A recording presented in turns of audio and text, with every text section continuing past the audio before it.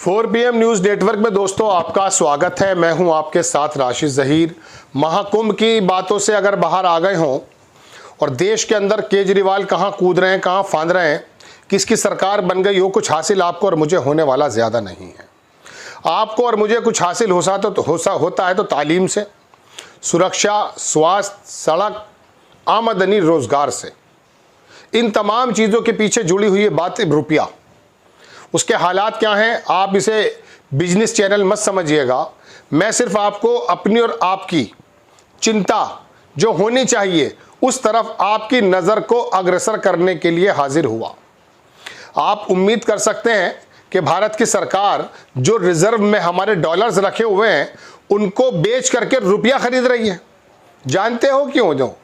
चूंकि 88 रुपये पार कर गया था रुपया, डॉलर 88 रुपया पार कर गया था।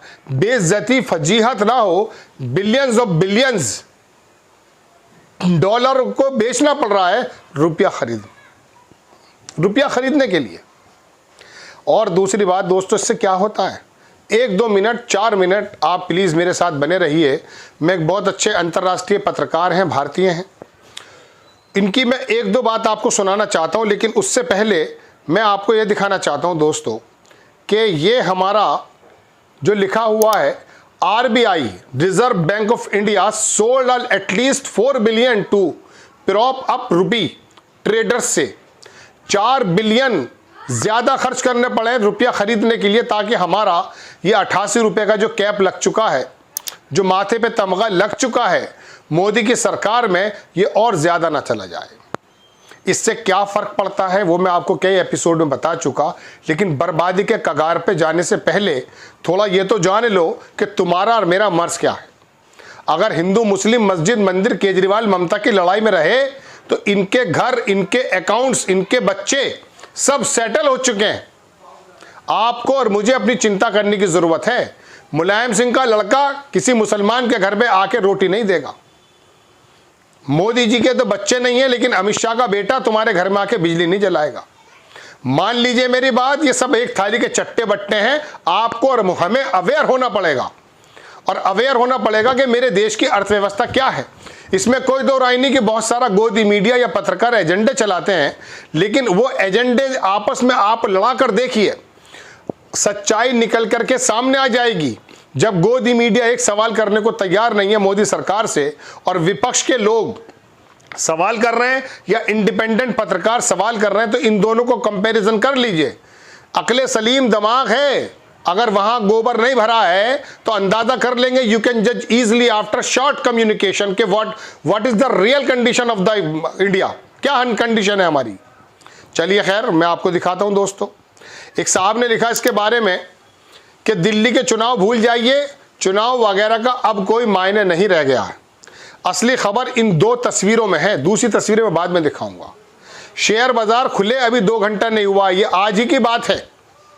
शेयर बाजार खुले अभी 2 घंटा नहीं हुआ और BSE बॉम्बे स्टॉक एक्सचेंज का सूचकांक 700 पॉइंट गिर चुका है। कल 1100 पॉइंट गिरा था।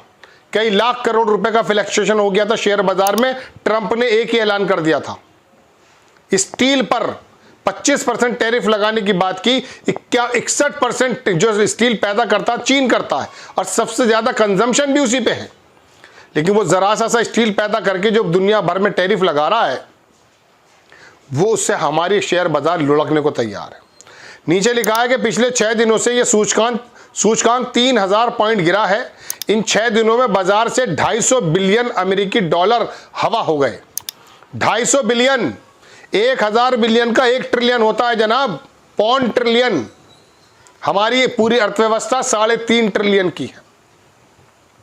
पौंड ट्रिलियन इस पूरे कितने दिन में बता रहे हैं ये कि 250 बिलियन 6 दिनों में अमेरिकी डॉलर हवा हो गए। दूसरी तस्वीर भी देखिए, कल भारतीय रुपया अमेरिका के डॉलर के मुकाबले करीब 88 रुपये पे पहुंच गया था। आज 86 रुपये 61 पैसे पे है। कैसे घट गया? अमेरिकी समाचार एजेंसी रॉयटर्स के मुताबिक भारतीय रिजर्व बैंक ने सिर्फ एक दिन में सोमवार को 4 बिलियन डॉलर बेचकर भारतीय रुपया खरीदा है, जिससे कि उसकी कीमत ना गिरे। और तो ताकत हो नहीं सकती। अब रिजर्व बैंक जो रखा है वो किसी के बाप का नहीं है, वो आपका और मेरा है ना।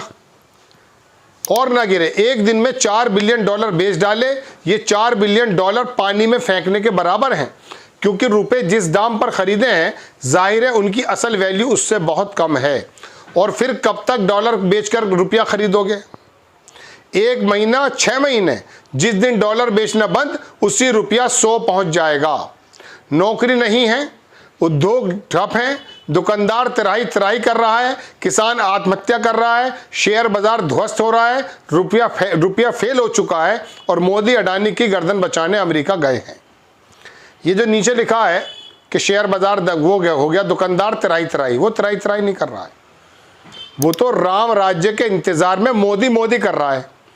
उसका पेट इतना मोटा हो गया है खा करके, कमा करके, गल्ला भर के, स्टॉक जमा करके, काला बाजारी करके, कि अभी उस पर फर्क नहीं पड़ा है। उस पर फर्क पड़ेगा बाद में, लेकिन तुम पे और मुझ पर फौरन फर्क पड़ जाएगा। और ये किसान जो 1-1.5 साल तक रहे बॉर्डर पर, एक पत्रकार कह रहे थे कि आधे से ज्यादा बीजेपी को वोट देंगे। बीजेपी को रवांडा की पार्टी नहीं है, श्रीलंका की पार्टी नहीं है, पाकिस्तान की पार्टी नहीं है, मेरे देश के लोगों की पार्टी है। बात चल रही है कि जब नौसिखियों के हाथ में आप सरकारें दे देंगे, और मनमोहन सिंह कोई मुसलमान थोड़ी ना थे भाई, उन जैसी सरकार चलाने के बाद वो बूढ़ा वहां सो जाएगा, वापस बर्बाद कर जाएगा केजरीवाल उस सरकार को। तो आपका मेरा बात करना बहुत ज्यादा जरूरी है। ये जो कह रहे हैं किसान तिराही कर रहा है, वो एक जमाने से आत्महत्या कर रहा है, परवाह नहीं है। सोशल मीडिया पे हम जैसे छोटे मोटे पत्रकार आकर आवाज उठाने लगे हैं, यही दबाना चाहते हैं, क्योंकि गोदी मीडिया का टाइप है, कोट पैंट पहनने वाला पत्रकार, वो इनके झूठों की जबान से जो है ना सफाई कर रहा है। 4 पत्रकार दलाल कल महाकुंभ पे टहल रहे थे, कह रहे थे क्या व्यवस्था है, जैसे पेरिस में खड़े हैं। उन्हें ये नहीं मालूम था कि यहां से लाशें उठी हैं, उससे थोड़ी दूर वहां के रेलवे स्टेशन पर तिराही माम हुआ था, लेकिन वो दलाल पत्रकार, वो चाटुकार पत्रकार वहां पड़े हुए थे। दोस्तों बात यह है, अब दूसरी तस्वीर और दिखा देता हूं। ये BSE सेंसेक्स है 75,569, ये गिर चुका है पिछले 5 दिन में 0.3.25, 25,141 पॉइंट गिर चुका है। दोस्तों बात यह है, ये बड़ी भारी टर्म है। हम भी चूंकि इकोनॉमी के आदमी नहीं हैं, हमें भी समझने में बड़ा समय लगता है, लेकिन मैं आपको सिर्फ ये बताना चाहता हूं दोस्तों कि इस समय आपका और मेरा चेतना बहुत ज़रूरी है।